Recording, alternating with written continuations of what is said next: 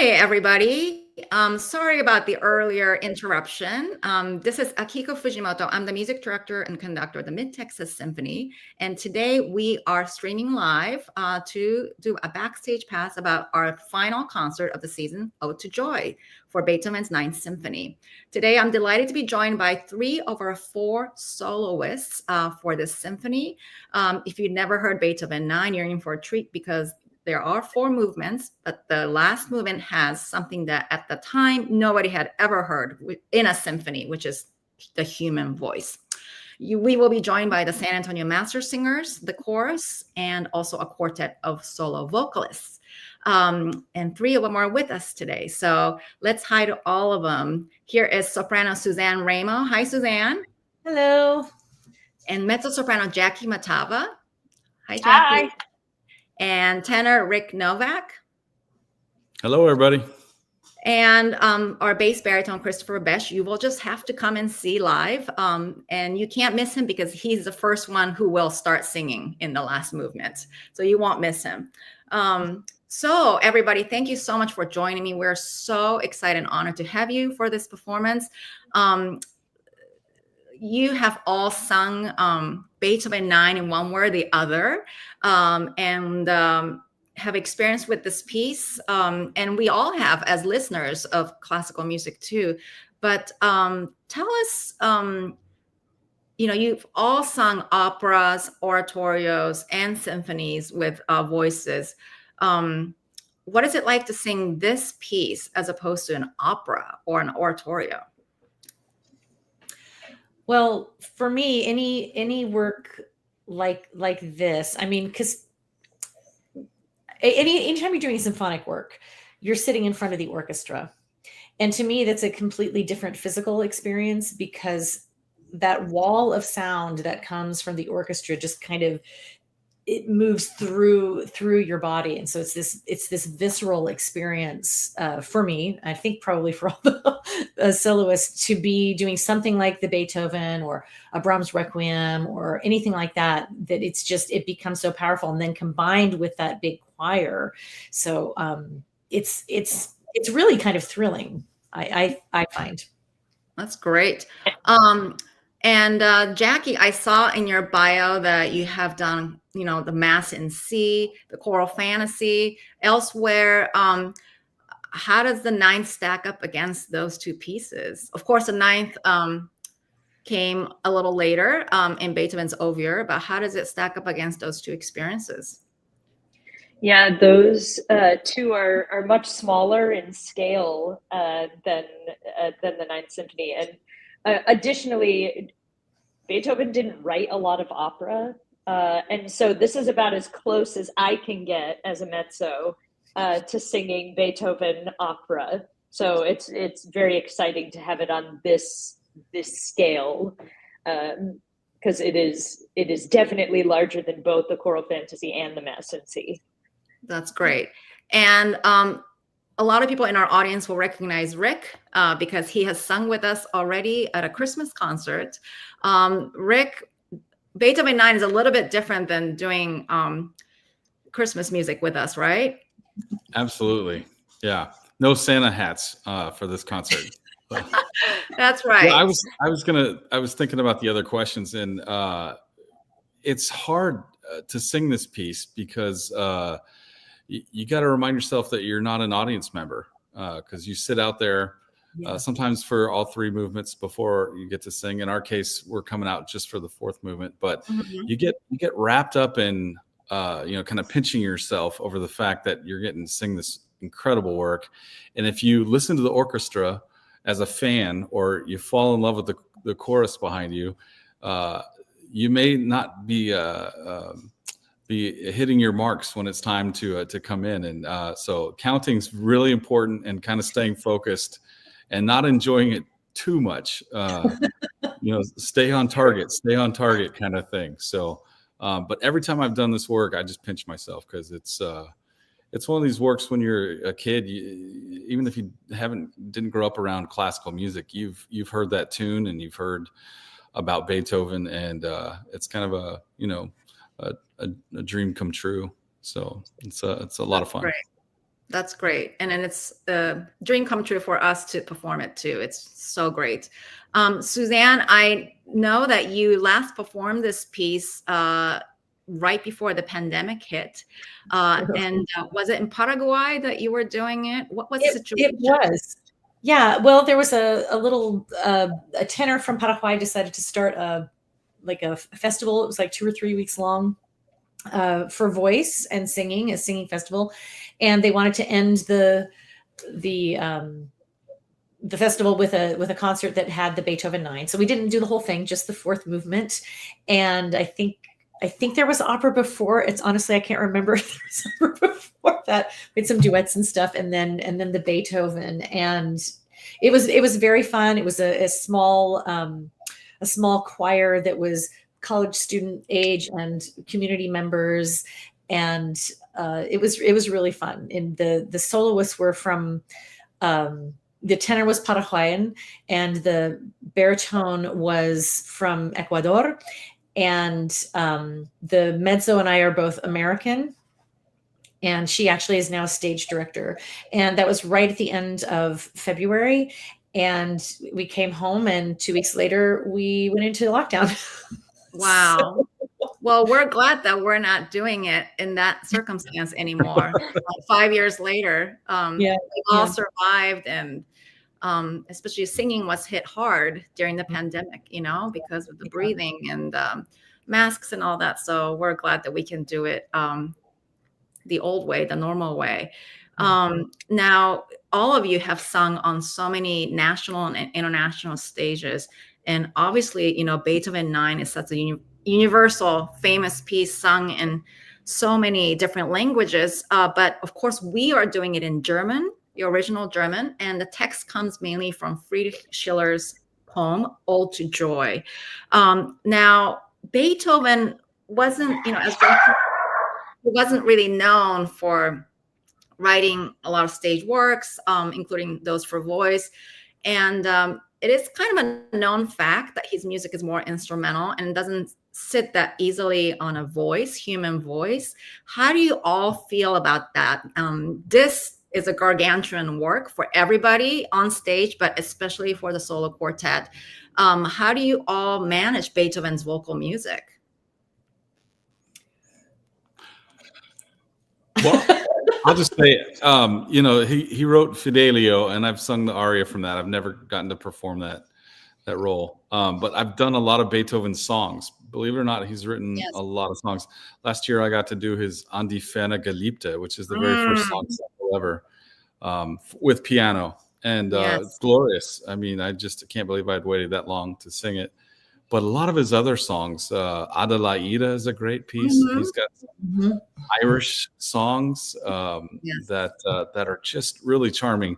I think the main thing, there's so much sound that comes from behind you when you're singing Beethoven 9. You kind of got to stay within yourself and not try to just, step on the gas pedal as much as you can and get the RPMs in the voice going. You just got to trust your technique and cut.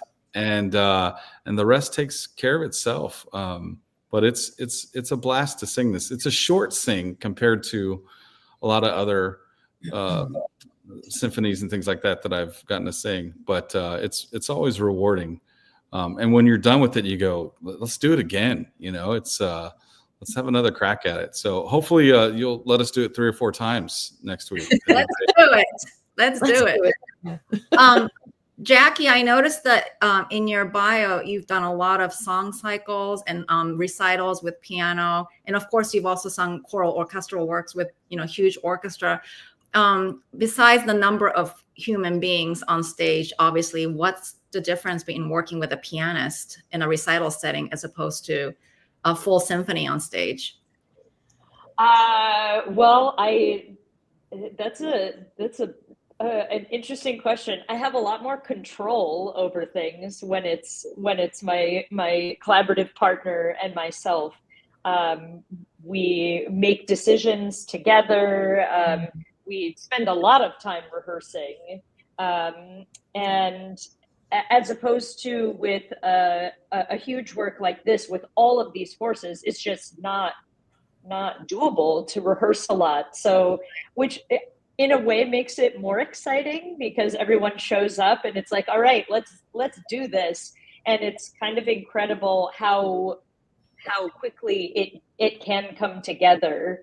So it's two totally different environments, one being more intimate, and this being a huge collaborative effort. That's so true. And I think it's same with orchestra musicians too. When they're in a big section, string section of 10, 20 people, 30, 40 other string players playing together, an orchestra of 87, 90 people, you have to give up control. You have to,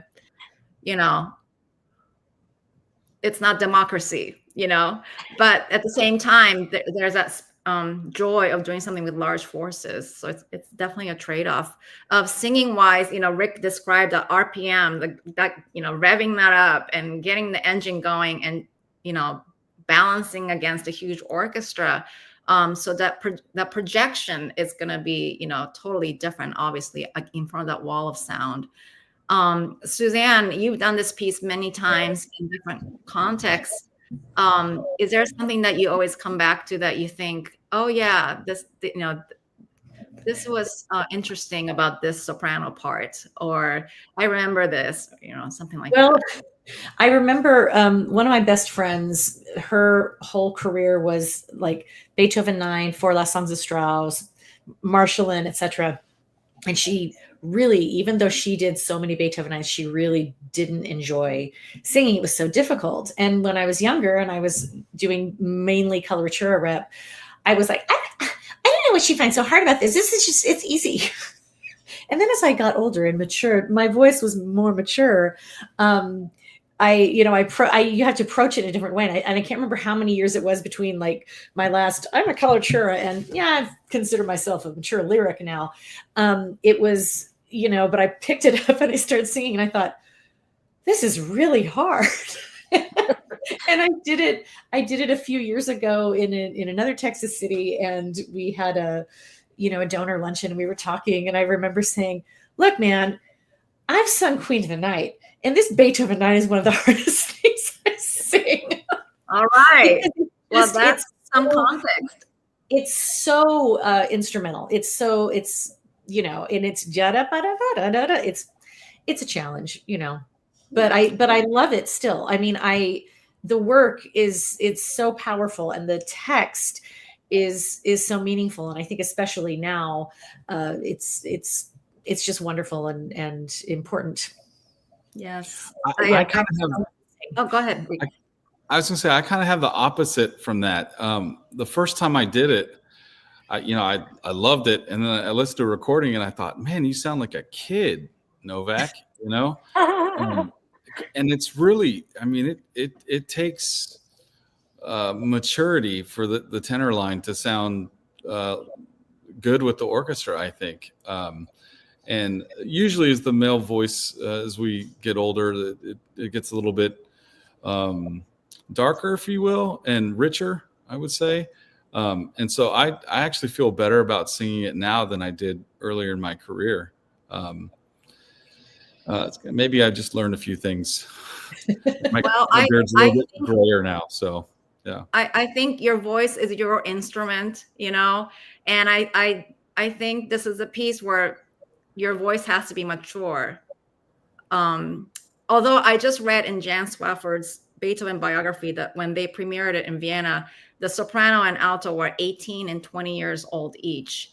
And they were like the hot stuff of the day, but they also complain like, we can't do this, but of course it's now expected of virtuoso soloists to be able to sing this, but I think today, we don't ask 18 to 20-year-olds to do this at all. So I'm sorry we got started late, so I don't want to keep you all too long, but before I let you go, I wanted to ask you one question. Do you have a spot, a word or phrase or section of the finale that speaks to you or you like singing or saying out loud, and why?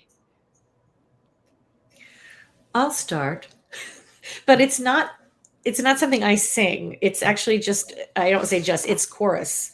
And Oh, it's when the chorus sings, Ihr stürzt nieder Millionen, mm, Armes du den Schöpferwelt, such ihn über Sternenzelt, über Sternen muss wohnen. That is my favorite part, because so much is loud in the finale, and then you have this moment, where it's very quiet, and then it builds again, and I just love that. that's beautiful. Thank you. And My Jackie. my favorite part is also a part I don't sing, and it's the tenor solo. It's the drinking song. Yes. So where the tenor starts with Froh wie seine Sonnen fliegen, and the chorus responds with Laufet Brüder, hasten, let's go, brothers. Yes. It's such great music, and my personal favorite. That's awesome. I love the alle Menschen werden Brüder. All men are brothers. And one of the cool things about our careers is that we work with people from all over the world, and sometimes we're overseas, and you have friendships and lifelong musical partnerships with people, and it's hard to hate anybody when you get to make music with them, and the cultures are different. And that's, to me, what a lot of this is about, is how we can all come together as humanity, and just get along and love each other. So That's right. And yeah. That's why Beethoven loved this so much. That was his ideal. Yeah. And now we can't get this tune out of our heads. So Right. it's a good thing. So, well, thank you all so much for joining me today. We're so honored that you will be singing with us this great piece, April 27th, Sunday at 4:00 at Jackson Auditorium in Seguin. So we'll see you guys very, very soon. Thank you. Look forward to it. Bye. I'll bring my Santa hat. Sounds good. It's a deal. Okay. Thank you so much. Bye, guys. Well, again, I apologize for our late start and our technical difficulties, but that was so nice to be able to meet the soloists before we actually started rehearsing, and hear from them a little bit about their thoughts on singing this great work. So let's work backwards. I mentioned that this symphony has 4 movements, and we just discussed the finale that has the human voice. As I mentioned, this was the first time in history that this occurred. And forever, the symphonic history has been changed. Other composers have written symphonies with voices since then, but always because Beethoven went first. This was his ninth and final completed symphony. He attempted to start a 10th, but never finished it before he passed away. So along with Missa Solemnis, this was kind of his last major work for large forces toward the end of his life. So he composed this piece backwards, starting with the finale. He always had the total picture in mind. That was his philosophy, but especially true of this piece. Finale is long. It is about 25 minutes, whereas the combined duration of the first 2 movements is about 45. So it is a gigantic work in itself, and it's also great because it is a summary of the first 3 movements also. This finale begins with an instrumental introduction, followed by a very similar music sung by the bass baritone soloist, and eventually the other soloists, and then eventually the chorus. In the instrumental introduction, Beethoven does something very unique. He does kind of a Reader's Digest review of the first 3 movements. He starts the finale with what Wagner termed as the terror fanfare, because it sounds like the world is absolutely ending and crumbling. After this enormous cacophony, the cellos and basses of the orchestra begin something that sounds like an opera recitative, but with no voices yet, just them. So we don't really know what they're saying until later when the voices join in. And each of their kind of spoken melodic material is interrupted by a recall, a short snippet of material from the first movement, second movement, and the third movement. And each time the orchestra chimes in and says, no, not that one, not that one, not that one. And then finally, we hear the famous tune, Ode to Joy. First, just by instruments.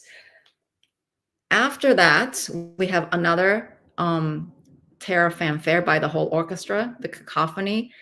And instead of the cellos and basses, this time a human bass baritone sings, no, not these tones. Let us sing something more joyful. And he launches into the famous tune, Ode to Joy, set to Friedrich Schiller's poem, An die Freude. He's followed by the men in the chorus, and eventually the rest of the chorus, and then the other soloists as well. And so they go into this big finale with 4 major chunks.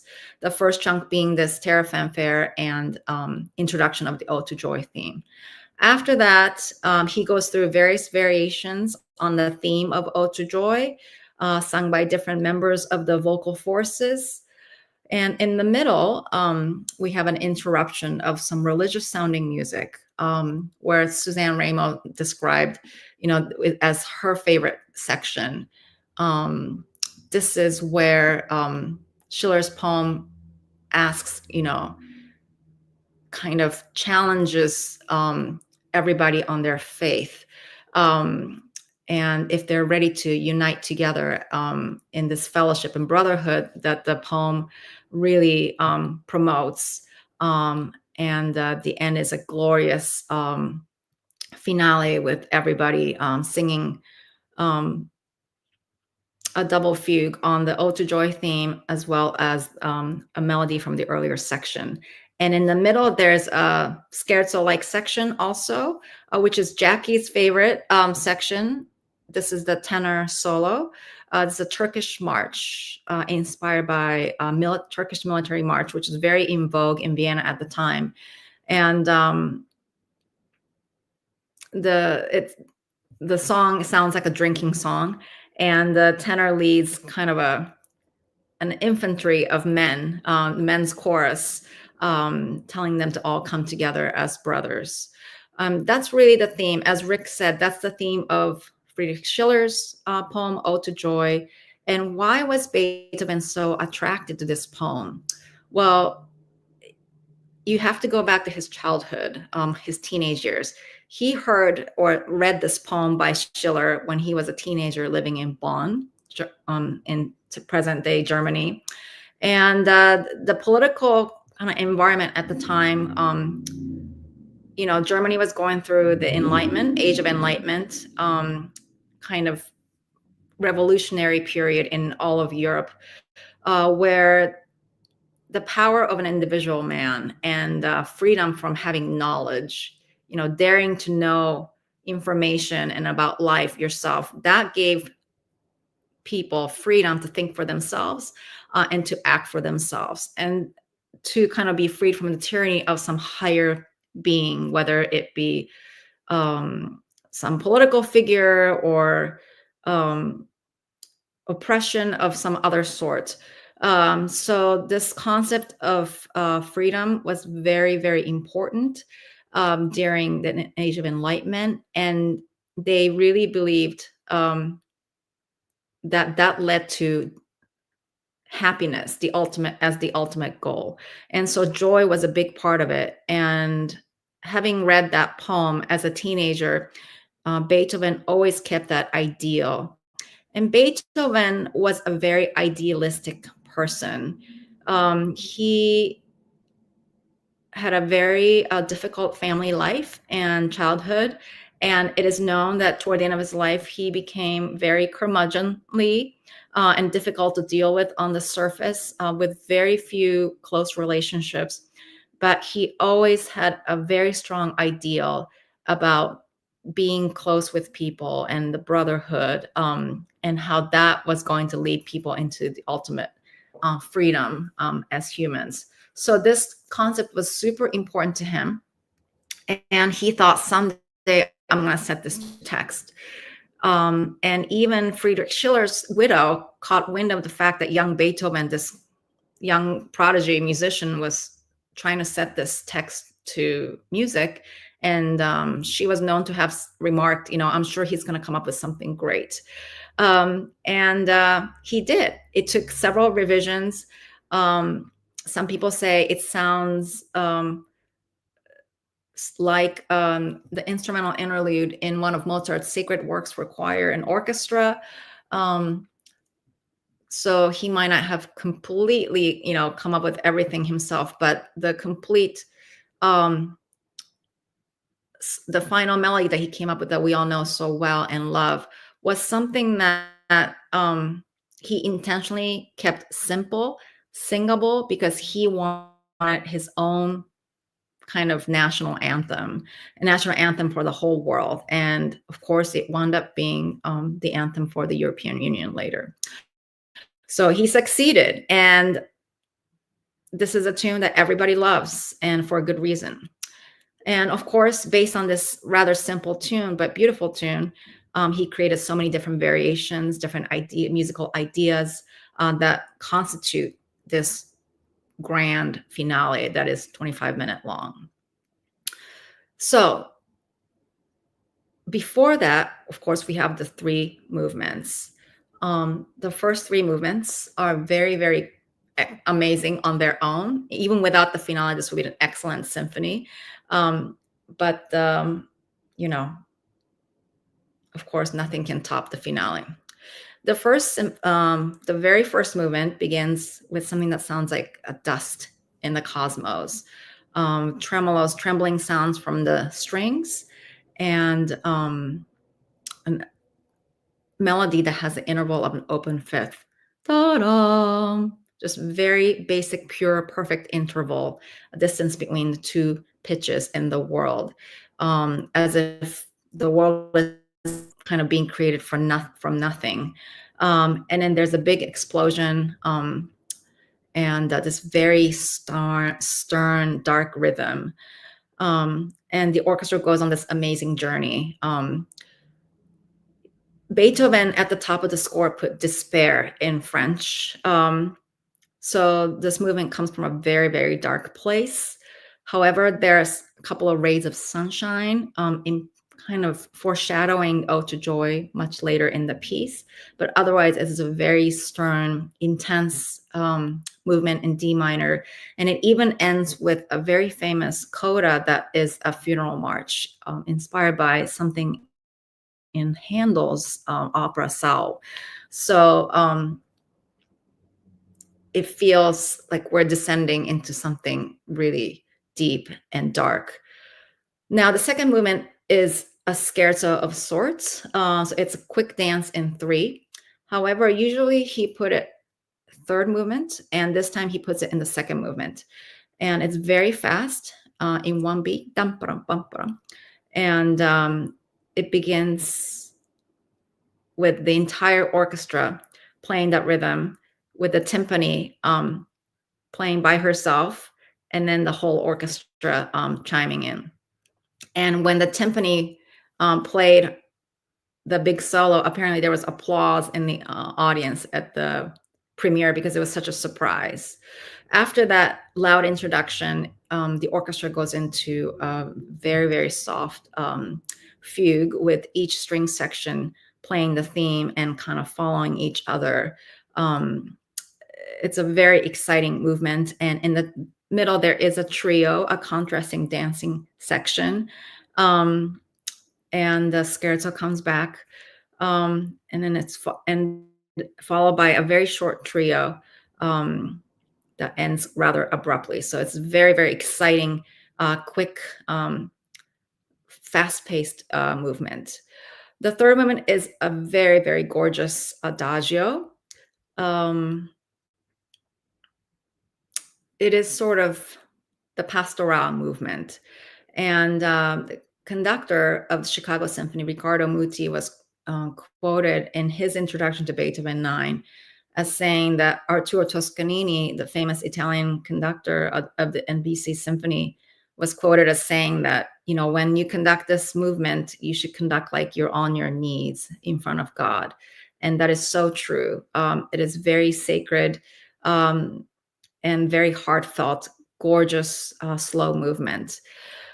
At the end of this movement, we will pause, not take an intermission, but pause. We'll stay on stage, but we're going to wait for the master singers, the chorus, and the 4 soloists to come on stage and join us. And then we will begin the famous finale that I mentioned earlier with all the voices. Also, there are extra instruments that only play in the last movement, like the contrabassoon and a band of percussionists and piccolo. So the orchestra becomes bigger too, not just the addition of voices. So this is a very exciting opportunity for us to share this great masterpiece with you all.